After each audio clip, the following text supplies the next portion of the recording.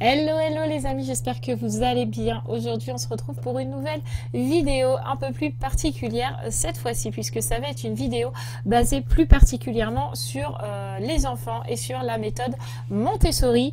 Je sais que cette vidéo était particulièrement attendue, j'ai un petit peu traîné avant de la faire, mais je ne voulais absolument pas vous raconter n'importe quoi. Je voulais vraiment essayer cette méthode-là, en voir les résultats, voir si c'était vraiment avéré ou pas. Et je voulais travailler dessus, un script dessus, donc vous allez me voir baisser le regard de temps en temps, c'est juste parce qu'en fait j'ai une petite fiche juste là qui va me permettre de ne pas vous raconter n'importe quoi, de vous donner mon vécu, mais aussi des choses que j'ai été chercher sur internet, des témoignages, etc. Donc voilà, aujourd'hui on va parler de cette méthode. Donc la méthode Montessori, vous en avez déjà peut-être entendu parler, puisque c'est de plus en plus répandu autant dans les intérieurs, donc j'ai envie de dire dans les maisons, enfin chez vous, c'est tout à fait possible de le faire chez vous, cette méthode, mais également c'est très répandu dans les écoles qui n'appellent plus, enfin la méthode Montessori n'appelle pas des écoles, ils appellent ça des maisons pour les enfants, pour éviter le mot école. Alors, qu'est-ce que c'est la méthode Montessori? Donc en fait, tout simplement, c'est une dame qui s'appelle Madame Montessori, qui est italienne, et elle est l'une des premières femmes dans ce pays à avoir été médecin. Donc en fait, il y avait très peu de médecins femmes en Italie, et Madame Montessori était l'une des premières médecins, et elle a été la première à mettre l'accent sur l'esprit absorbant de l'enfant et sa capacité à apprendre très vite sans effort particulier, ce qui est vrai. Un enfant, il suffit qu'il observe très longuement, entre guillemets, et il va vite comprendre. Pour le langage, c'est pareil, il va vous écouter, et à force d'écouter, d'entendre, il va savoir redire ce que vous êtes en train de dire, tout simplement. Et bien la méthode Montessori, c'est particulièrement basé sur l'observation et sur l'autonomie. C'est le premier mot, le mot essentiel. La méthode Montessori, c'est égal à l'autonomie. Pourquoi j'ai voulu absolument vous parler de cette méthode? Tout simplement parce que déjà dans la classe de Sarah, la méthode Montessori est la méthode utilisée. Donc c'est-à-dire que dans la classe de Sarah, il n'y a pas de bureau à proprement dit. Les enfants travaillent au sol sur des tapis à l'endroit où ils ont envie, en fait, dans leur classe. Ils n'ont pas un bureau à proprement parler, ils se mettent où ils veulent dans la classe, et ils ont toutes sortes d'activités à leur disposition, de tout âge, donc de la petite section à la grande section, et l'enfant durant la journée va donc choisir l'activité qu'il a envie de faire et va être évalué par sa maîtresse sur l'activité qu'il a choisie. Donc évidemment ils vont aller sur des activités qui va leur paraître accessibles. Les petits vont aller automatiquement vers les activités des petits, mais peuvent aller très bien vers les grands. Mais à ce moment-là, s'ils s'en vont vers une activité de grand, la maîtresse va juste l'adapter à leur niveau. Voilà, tout simplement. Et donc, quand la maîtresse nous a parlé de cette méthode à l'école, je me suis dit que ça pouvait être intéressant de également le faire à la maison. Donc, je suis désolée, vous allez entendre les filles un peu jouer dans la chambre, mais c'est un peu le but de la vidéo aussi, c'est que vous voyez que dans la chambre, elles font ce qu'elles veulent et qu'elles ont tout apporté, et que même si je suis dans la chambre, elles peuvent jouer et choisir leur activité. Donc, c'est pour ça que vous entendez les filles. Donc, je disais que quand j'ai entendu la maîtresse dire que les enfants de la classe de Sarah n'avaient pas de bureau, ils se mettaient où ils avaient envie, tant qu'ils prenaient un tapis pour s'installer par terre, c'était l'endroit qu'ils avaient envie de travailler. Ils choisissent leur endroit, ils n'ont pas un bureau, une chaise et tu dois travailler ici. Ils se mettent où ils veulent, et ils choisissent vraiment l'activité qu'ils ont envie. Donc ça peut aller du puzzle, de la lecture pour les plus grands, à verser de l'eau dans un récipient et dans un autre pour les tout petits, mais les grands peuvent le faire aussi, comme les petits peuvent aller choisir vers l'activité où on choisit, comment vous dire, ou on choisit l'élément de vie d'un animal, par exemple un poisson vit dans l'eau, donc il faut prendre le poisson et le mettre sur une mare d'eau pour faire comprendre dans quel élément vit l'animal. Donc les grands peuvent le faire comme les petits, sauf que la maîtresse adapte au niveau de chacun. Et donc je me suis dit pourquoi pas essayer de faire cette méthode à la maison. Il doit bien y avoir sur internet des petits sondages, j'ai envie de dire, des petites expériences de mamans qui ont essayé de faire la méthode Montessori. Et moi, j'avais envie de tester. Donc, la méthode Montessori, comme je vous le disais, c'est basé sur l'autonomie de l'enfant. Alors, cette pédagogie, elle incite chaque enfant à être libre de choisir l'activité et du temps qu'il va y consacrer. Vous allez entendre Ruben aussi aboyer, c'est tout simplement parce que Mathieu est parti chercher Romane et donc il va re-rentrer, donc les chiens vont probablement aboyer. Le principe de cette méthode, c'est de laisser l'enfant aller chercher son activité lui-même, son matériel lui-même, de choisir ce qu'il a envie de faire et ne pas spécialement aller demander à un adulte. Ce qui parfois peut être un peu embêtant pour eux de dire faut que je demande à maman, faut que je demande à papa, faut que je demande à la maîtresse, faut que je demande à un adulte. Des fois ils n'ont pas envie, ils ont envie de se débrouiller tout seuls et donc cette méthode, cette pédagogie Montessori, c'est vraiment le top pour eux. Donc la méthode Montessori dans la chambre de votre enfant, c'est le meilleur cadeau que vous pouvez lui offrir pour son éveil, pour sa confiance en lui, pour son autonomie. Il n'y a rien de meilleur puisqu'il va tout faire par lui-même. Il va apprendre les choses par lui-même. Et je trouve que c'est beaucoup plus sain pour lui d'apprendre les choses par lui-même plutôt que de l'apprendre constamment par un adulte et d'être tout le temps, entre guillemets, dans l'apprentissage d'un adulte, en fait. Là, il va apprendre, mais par lui-même, à son rythme, avec ce qu'il a envie, et ça je trouve ça top. Et franchement on a testé à la maison la méthode Montessori avec Sarah, ça a super bien marché et ça fonctionne très bien également avec Roxane qui est dans la même chambre. Donc on a adapté cette méthode pour Roxane mais pour Sarah aussi. En fait il y a la méthode Montessori mais à chacune leur niveau, chacune leur âge, tout simplement. Alors on va commencer par la première chose pour établir la méthode Montessori un petit peu dans la chambre de votre enfant si vous avez envie de le faire. Tout simplement, la première chose, c'est dans sa chambre de laisser l'espace afin qu'il soit libre de jouer. Il lui faut pas des trucs qui encombrent sa chambre et qui puissent pas se poser par terre clairement avec un bouquin ou avec un jouet. S'il y en a partout, il pourra pas et donc il va automatiquement sortir de sa chambre ou de l'endroit où il avait envie d'aller parce qu'il n'aura pas la place. Donc la première chose, c'est laisser de l'espace dans la chambre. Laisser ses jouets adaptés à son âge, à sa portée, pour qu'il choisisse lui-même son activité. Par exemple, à la maison, je vais vous mettre des petits close-up un petit peu en même temps. À la maison, on a une bibliothèque qui est à la portée de Roxane. Sarah peut très bien aller choisir des livres dedans, mais plutôt dans cette bibliothèque. Si c'est plutôt une bibliothèque où il y a des livres pour petits, où il y a les bébés tout doux, où ça va être à l'intérieur un livre où on va particulièrement accentuer le toucher. Il va y avoir La Ferme, il va y avoir des livres de Disney pour les petits, les toutes petites histoires du soir que vous trouvez sur Amazon, etc. Ça va être plutôt une bibliothèque accentuée pour Roxane puisqu'elle est plus à sa portée et qu'elle peut aller complètement choisir un livre toute seule sans ni l'aide de Sarah, ni même mon aide à moi. Par contre, Sarah, elle, a une bibliothèque qui se trouve dans un autre meuble et les livres qui lui sont adaptés sont rangés dans ce meuble-là à sa hauteur et non plus à la hauteur de Roxane pour éviter qu'elle déchire les livres qui intéressent Sarah et qui sont pour les plus grands. Et donc là, c'est pareil, c'est un meuble ouvert où Sarah va pouvoir aller choisir n'importe quelle histoire pour qu'elle aille regarder les images à l'intérieur puisque Sarah ne sait pas encore lire. Mais c'est des livres qu'elle aime particulièrement et donc on les a laissés dans un endroit ouvert à sa portée, mais seulement à sa portée à elle et non plus à la portée de Roxane puisque elle a sa bibliothèque. Voilà. Ensuite, pour les tout petits, du genre de l'âge de Roxane, donc Roxane va prendre 3 ans.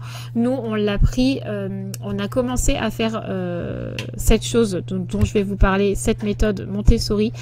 En fait, à partir de 2 ans et demi, on a enlevé le lit parapluie de Roxane de la chambre pour la passer en lit sans barreaux. Et donc, la méthode Montessori, on va dire, préfère ne pas mettre de lit à barreaux, mais plutôt lui mettre simplement un matelas posé au sol. Et c'est donc ce qu'on a fait. Pourquoi un matelas posé au sol? Vous allez vous le dire, c'est un peu barbare, ils dorment au sol, etc. Mais imaginez vous dans un lit à barreaux où vous ne pourriez pas en sortir, où il faudrait crier à chaque fois que vous vous réveillez pour pouvoir aller faire une activité que vous avez envie de faire parce que vous la voyez dans votre chambre et vous pouvez pas y aller puisque il y a ces fameux barreaux ou cette fameuse barrière qui vous gêne. C'est évidemment une source de stress pour l'enfant. Donc la méthode Montessori privilégie plutôt un matelas posé au sol, un lit ouvert, puisque c'est pareil, à contrario, si vous vous imaginez sur un matelas libre de sortir, libre de vos mouvements, le réveil est bien plus apaisé pour l'autonomie de l'enfant. Il a besoin de quitter son lit par lui-même. Et donc, du coup, là, le fait d'avoir un matelas posé au sol, il peut donc se coucher lorsqu'il en a envie ou se lever lorsqu'il en a envie et donc d'aller vers l'activité qui va lui clinquer à l'œil, j'ai envie de dire, puisqu'il va de son lit voir toute la chambre et donc si il voit une Barbie pour Roxane, hein, une Barbie, une voiture ou un livre, etc., elle va pouvoir sortir toute seule de son lit sans même crier. Donc le stress est totalement a totalement disparu, j'ai envie de dire, avec cette méthode-là. Et franchement, c'est vrai que Roxane, dans un lit à barreaux, on la sentait absolument pas à l'aise. Elle criait très régulièrement, etc. Et le fait que, depuis qu'elle se soit retrouvée sous le lit à Sarah, qui, normalement, n'est pas un lit superposé, c'est juste un lit cabane, normalement, on a décidé d'en faire un lit superposé et juste de superposer 2 matelas pour éviter que le matelas soit totalement au sol et qu'il fasse froid sur le matelas. Nous, on en a mis 2. Mais ça, c'est mon choix à moi. Mais je ne voulais pas mettre un lit sur pied pour ne pas qu'elle tombe non plus. Là, si elle tombe, en gros, de son lit, elle va pas se faire grand mal parce que c'est vraiment pas haut du tout, contrairement à si on avait mis un lit avec des pieds. Et donc là, elle peut vraiment vaquer à ses occupations. Roxane adore aller se poser dans son lit avec un livre avec moi et c'est son petit endroit à elle et elle peut y aller librement. Si elle avait des barreaux, elle ne pourrait absolument pas le faire et ça serait encore une nouvelle fois une source de stress pour elle parce qu'elle ne pourrait pas faire ce qu'elle a envie au moment où elle en a envie, pardon. Donc je trouve que ça peut être des avis très divergents de mettre juste un matelas au sol, mais je trouve que pour l'autonomie de l'enfant, franchement, c'est génial. Nous, pour l'avoir testé sur Roxane, je ne regrette absolument pas notre choix. Ensuite, on va arriver sur les jouets, sur l'environnement de l'enfant dans la chambre. Donc évidemment, il faut des jouets adaptés à son âge et à sa hauteur. Donc comme je vous l'ai dit tout à l'heure, par exemple, les livres pour Roxane sont à sa hauteur, les livres pour Sarah sont basés beaucoup plus haut pour que Roxane ne les atteigne pas. Mais chacune a une bibliothèque ouverte et non fermée. Pourquoi il faut les mettre à sa hauteur? Pour qu'il soit libre de jouer aux jeux qui lui font de l'œil. Par exemple, il a envie de jouer, je ne sais pas, derrière moi, là vous voyez tout le haut, tout le meuble du haut, c'est particulièrement les jeux à Sarah. Donc par exemple, si Sarah veut jouer au puzzle, elle peut jouer au puzzle, elle va prendre dans la caisse, enfin dans la case libre, puisque les portes ne sont absolument, il n'y a pas de porte, tout est ouvert dans ce meuble. Elle va choisir le puzzle qu'elle en a envie et elle va se poser par terre et faire son puzzle basiquement. Roxane, quant à elle, les jouets sont basés beaucoup plus bas et si elle a envie de prendre par exemple la boîte à Pet Shop, elle n'a pas besoin de demander à Sarah puisque la boîte à Pet Shop va se trouver en bas à sa hauteur et donc va pouvoir se poser pareil dans la chambre, par terre, sur un tapis de jeu qu'on a installé aussi à la maison. Donc ça, c'est un tapis qui vient tout basiquement d'Ikea. Et donc les filles, régulièrement, quand elles jouent, se posent sur ce tapis pour être pour éviter d'être à même le sol. Donc vous pouvez mettre une couverture, vous pouvez mettre un tapis, vous pouvez mettre des coussins. Moi j'ai trouvé que ce tapis était vraiment bien parce qu'en fait il est un peu en mousse, il est un peu mou, il est très facile à nettoyer, très facile à aspirer. Il est très léger, donc les filles peuvent il se plie en fait, les filles peuvent le balader partout dans la maison, et donc du coup j'adore ce tapis, et donc les filles jouent beaucoup sur ce tapis. Donc c'est très important dans l'espace de jeu de votre enfant qu'il y ait des meubles ouverts sans porte, qu'il y ait des jouets de son âge évidemment pour qu'il puisse jouer, mais j'ai envie de dire pas des jouets inutiles. Le mieux c'est quand même des jeux un peu ludiques. Là par exemple dans le meuble pour Sarah, parce que pour l'instant Roxane, mis à part quelques bébés et ses pas de patrouille, j'ai envie de dire elle joue pas énormément encore. Elle va plus jouer avec Sarah, mais toute seule pour l'instant elle ne joue pas encore trop. Par contre Sarah, sur le meuble du haut, elle a des puzzles, elle a des jeux de société, elle a de la pâte à modeler qui va être par contre là tout en haut du meuble. Pourquoi on l'a mis tout en haut du meuble? Parce que à l'âge de Sarah, on adore jouer à la pâte à modeler, mais on a tendance à ne pas refermer les pots. Donc là, en fait, pour jouer à la pâte à modeler, il suffit juste qu'elle nous dise « Papa ou maman, je voudrais jouer à la pâte à modeler. Est-ce que tu peux me descendre la pâte à modeler ?» pour qu'une fois qu'elle va la ranger, on vérifie que les pots de pâte à modeler soient fermés et que la pâte à modeler ne sèche pas. Tout simplement, mais sinon tout le reste est à sa portée. Les jeux de société, elle peut y jouer avec ses sœurs, elle peut y jouer avec Roxane, comme elle peut y jouer avec nous, adultes, ce qui est vraiment super bien. Donc elle fait vraiment ce qu'elle a envie, Sarah, dans sa chambre. Tout a été fait avec elle. On lui a demandé les jeux de société qu'elle voulait dans sa chambre, puisqu'ils en ont beaucoup de jeux de société, mais on lui a laissé choisir celles qu'elle préférait avoir dans sa chambre pour qu'elle puisse y jouer seule ou accompagnée. Et les activités, c'est pareil. Les puzzles, c'est elle qui a décidé de les mettre dans sa chambre. Elle a qu'est-ce que tu as encore? Elle a des maïs, elle a quoi? Qu'est-ce que tu as encore? Les jeux de société, elle a des DVD, etc. Voilà, elle a des jeux d'équilibre, etc. Voilà, tu as tes pinipons, exactement. Donc, elle peut vraiment, j'ai envie de dire, jouer à tout dans sa chambre. Ensuite, plus vous allez faire cette méthode, plus il consacrera le temps de jouer, en fait, dans sa chambre. Et pour le rangement, j'ai envie de dire, ça se fait tout seul. Même si Roxane n'a que 3 ans, elle va prendre un jouet automatiquement, elle va le ranger. Alors, je vais pas vous dire que c'est comme par magie, comme un claquement de doigts. Ça range et, enfin, ça prend et ça range exactement au même endroit. Non, mais ça va ranger à sa hauteur. Comme un automatisme en fait, alors qu'on ne leur a rien appris. Ça se fait vraiment tout seul. C'est pour ça que j'aime beaucoup cette méthode, parce que en fait elle est vraiment adaptée. Vous pouvez vraiment l'adapter à tout âge, comme là Roxane qui a 3 ans, Sarah qui a 6 ans, ou les jumelles qui ont 10 ans. Vous pouvez vraiment adapter tout à leur âge. Ensuite, ce qui est bien aussi, c'est que nous, l'armoire n'est pas dans la chambre des filles, tout simplement parce que ça ne leur prendrait beaucoup trop de place, et donc il y aurait plus cet espace de jeu que je vous ai dit qui était important au début de vidéo. Nous, c'est un grand placard dans le couloir, donc le mieux quand même, c'est il y a des dressings qui existent qui ne sont pas fermés, et le mieux, on va dire pour l'âge de Roxane, c'est que ce ne soit pas fermé, puisque à son âge, elle pourrait commencer à prendre un pantalon de pyjama, un haut de pyjama. Pour le reste des habits, bien sûr, vous allez rester à côté, mais on travaille toujours sur l'autonomie. Sarah, son armoire, tout est à sa portée, et j'ai mis des petites étiquettes avec des petits dessins, donc pull, petit pull, t-shirt, haut de pyjama, bas de pyjama, tout ça, il y a des petits dessins pour qu'elle puisse se repérer, et donc elle peut choisir tous les jours les habits qu'elle a envie de mettre pour aller à l'école, le pyjama qu'elle a envie de mettre le soir, ses sous-vêtements, ses chaussettes, tout ça, elle choisit toute seule. Même si le placard est fermé, il s'ouvre très facilement, même Roxane sait l'ouvrir, il s'ouvre très facilement, et donc avec les étiquettes, Sarah est vraiment en libre service, puisque elle peut vraiment tout prendre, tout est à sa hauteur, tout est lisible pour elle, tout est compréhensible, donc elle choisit vraiment tout le temps ses fringues. Je lui choisis jamais. Je surveille évidemment que ça soit pas complètement désordonné. Mais dans l'ensemble, ça se passe vraiment très bien. Elle va choisir seule sa tenue. Donc, on est toujours vers l'autonomie. Donc, c'est vraiment l'essentiel, j'ai envie de dire, de la méthode Montessori.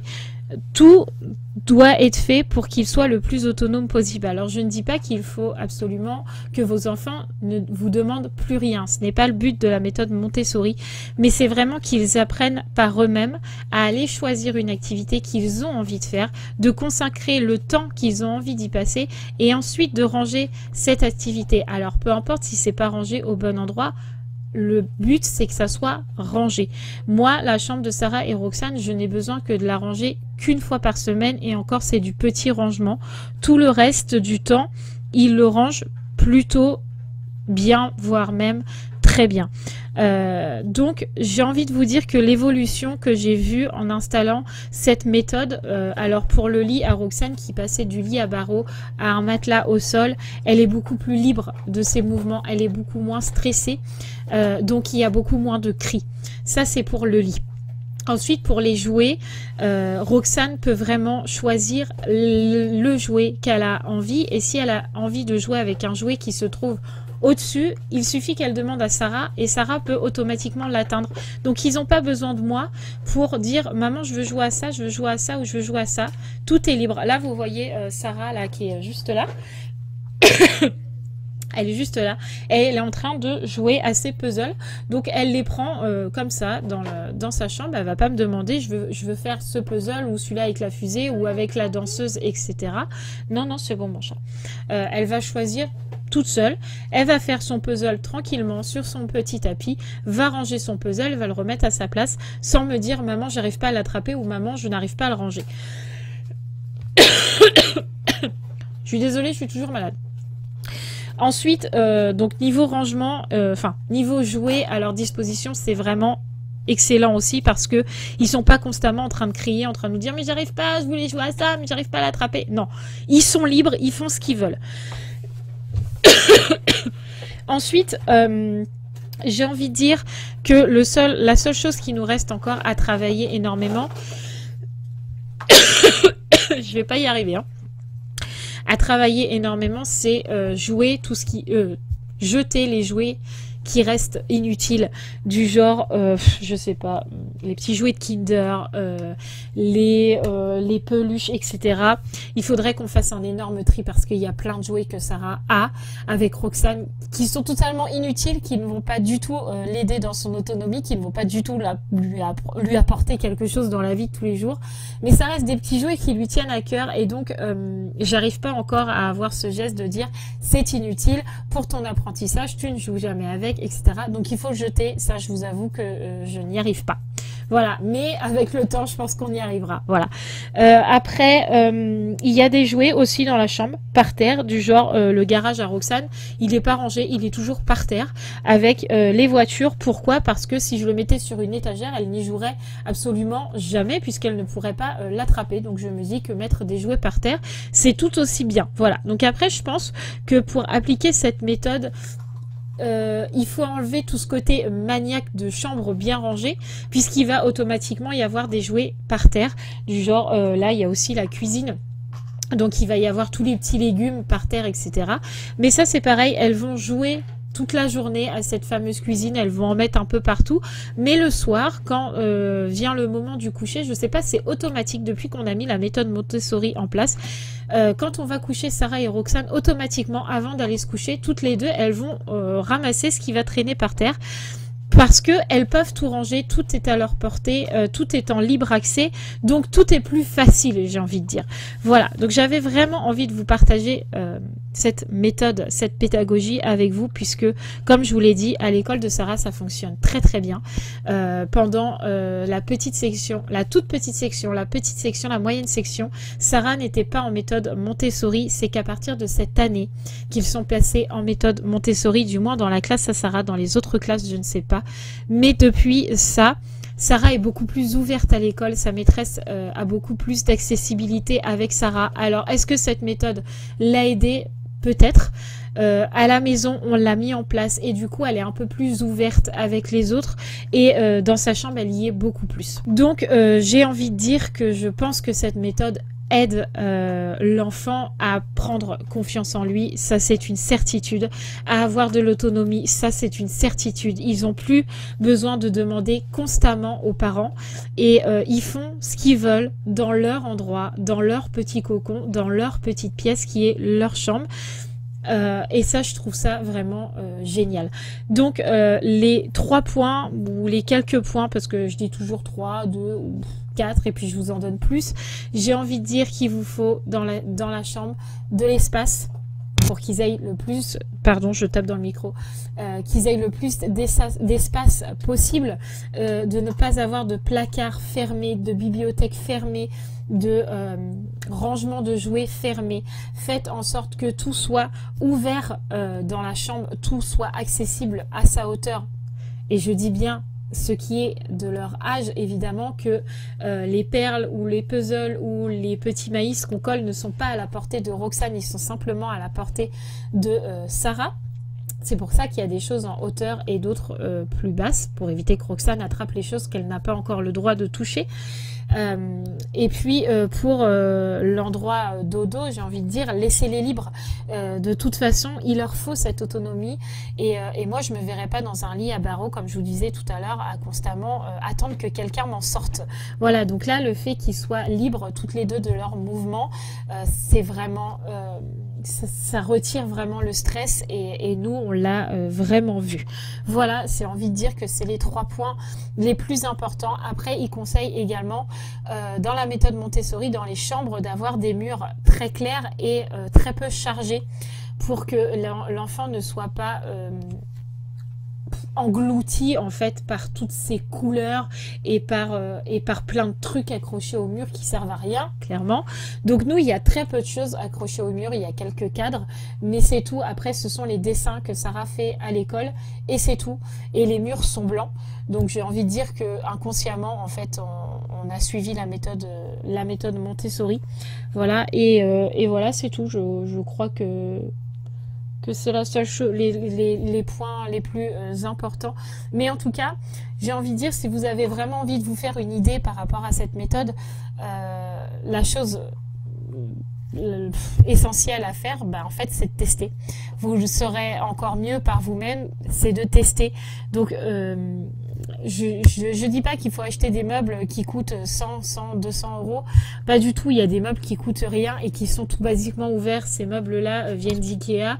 Je crois qu'ils ont même pas cette utilité-là à la base. Mais nous, on les a mis comme ça et ça marche super bien. La bibliothèque de Roxane, je crois qu'on l'a payé une 15aine d'euros. Elle est à sa hauteur. Elle est largement la place pour ses petits livres à elle. Elle peut vraiment y avoir libre accès et pourtant ça nous a vraiment rien coûté. Donc faites un petit cocon dans la chambre de votre enfant avec lui. Demandez-lui les jouets qu'il a envie d'avoir à sa portée. Les livres qu'il a envie de lire et qu'il pourra choisir, etc. Et vous verrez que votre enfant en sera que plus heureux de pouvoir être libre de ses mouvements dans son endroit à lui. Voilà, donc j'espère que cette vidéo vous aura plu. Dites-moi si vous connaissiez cette petite méthode, si vos enfants ont la méthode Montessori à l'école. Et si vous avez, vous aussi, des petites astuces comme ça, Montessori, dans la chambre de votre enfant. Si j'ai oublié des choses, n'hésitez pas à le mettre en commentaire. Et si vous ne connaissez pas, je vous invite vraiment à essayer cette pédagogie dans la chambre de votre enfant parce que nous, on a vraiment vu la différence. Je vous embrasse je vous embrasse très très fort. N'oubliez pas de vous abonner, de liker et de commenter si ce n'est toujours pas fait. Je vous embrasse très très fort et je vous dis à très vite dans les vlogs. Ciao ciao.